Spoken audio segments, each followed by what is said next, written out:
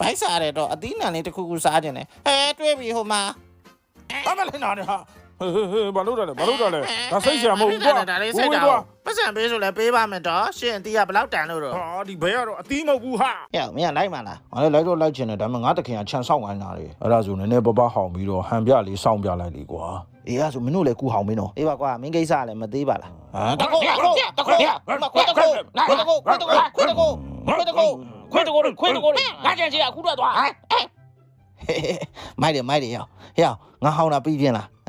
ပြီးတော့ပြီးပြမှာလေဒါပေမဲ့ငါတို့ခွေးတခိုးလို့တော့မဟောင်နဲ့လေကွာမင်းတခြားဟာပြောင်းဟောင်လေအဲ့ဆိုငါဘလို့ဟောင်းအောင်မှာမင်းကလည်းခွေးစိုးကြီးတို့ဇိုးခွေးကြီးတို့အဲ့လိုမျိုးဟောင်လေကွာအဲ့ဒါမှမင်းကိုခွေးစိုးကြီးတွေနဲ့ပြန်ကြိုက်ရဲတယ်ဆိုပြီးတော့မင်းတခင်ကမင်းကိုအထင်ကြီးမှာပေါ့အေးအဲ့ဆိုပြန်ဟောင်းမယ်အစနေနေကငါ channel ပြန်ဝင်လာအောင်မယ်ဟောကိုမြန်ရှာရအောင်တခင်ပြန်လာတော့မယ်အေးပါငါရှာနေတယ်လေကွာဒီမှာအဝတ်တွေကရှုပ်ချက်ခတ်နေတာ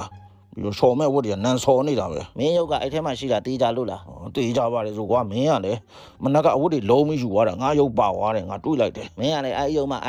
ကိုက်ရရင်မင်းမမနေနိုင်မထိုင်နိုင်ဖြစ်နေတာအောက်ထဲမှာလားမသိဘူးဟဲ့ဒီမှာတွေးအောင်ပါအဲ့ဆိုမြန်ကြီးလိုက်ကိုက်လိုက်တော့